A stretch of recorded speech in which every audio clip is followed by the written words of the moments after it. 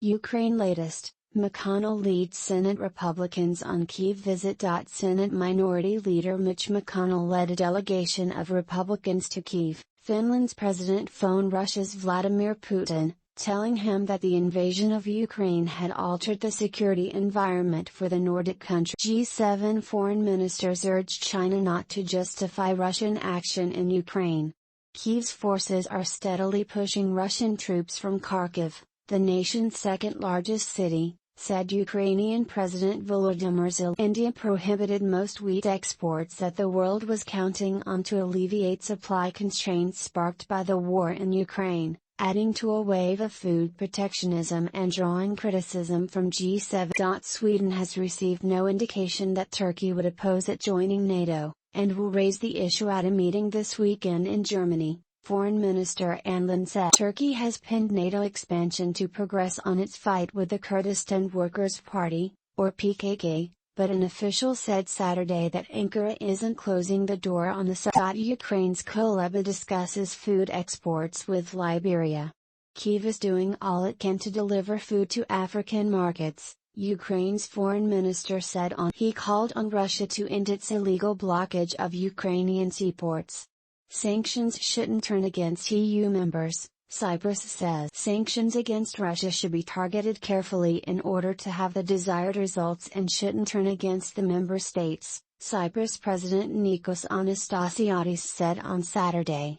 Cyprus supports EU's unity and sanctions, but when some of the proposed measures that we have identified and documented have shown that they do not help, are not in line with the EU's goals, those specific measures will simply not be adopted, he added without elaboration. The EU continues to debate a sixth round of sanctions against Russia but hit a snag this week on objections led by Hungary to a plan to embargo Russian oil exports. McConnell leads GOP senators in surprise Kyiv visit. Senate Minority Leader Mitch McConnell led a delegation of Republican senators to Kyiv and met there on Saturday with Ukrainian President Volodymyr Zelensky and a previously unannounced. Senators Susan Collins of Maine, John Barrasso of Wyoming and John Cornyn of Texas were with McConnell. G7 agriculture ministers greatly troubled about food security.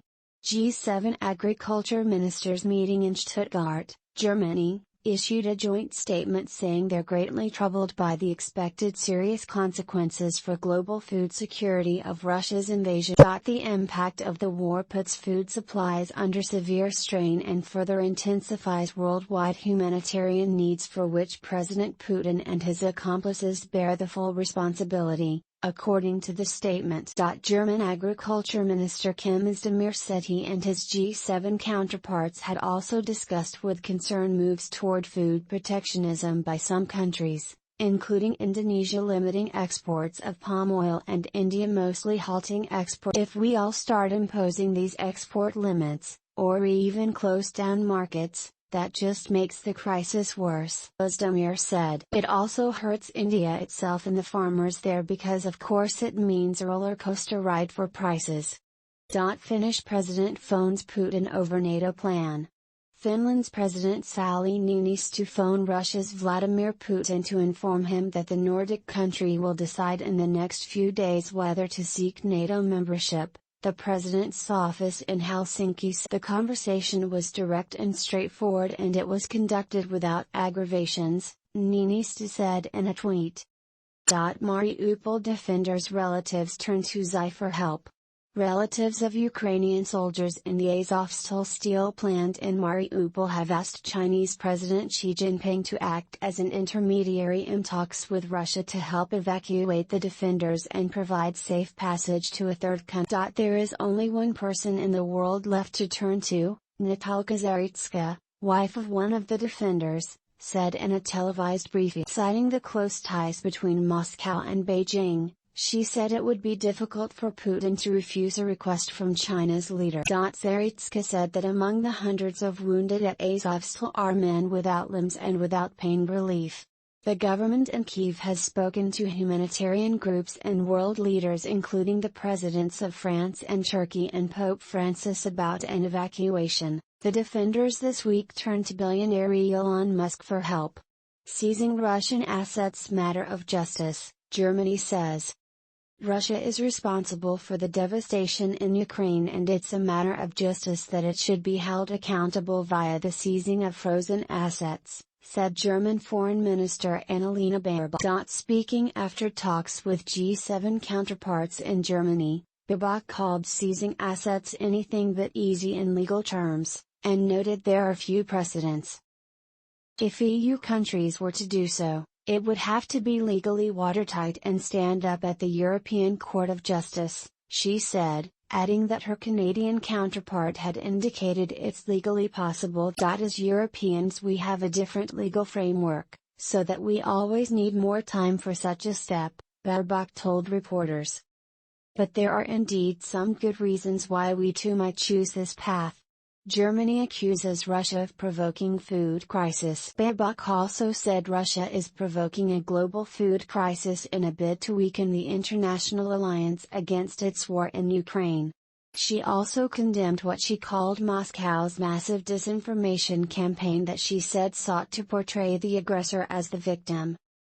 Russia is destroying transport routes and storage facilities for Ukraine's grain, which is pushing up global prices and threatening to unleash brutal hunger around the world, especially in Africa, Baerbock said. We must not be naive about this, Baerbock said.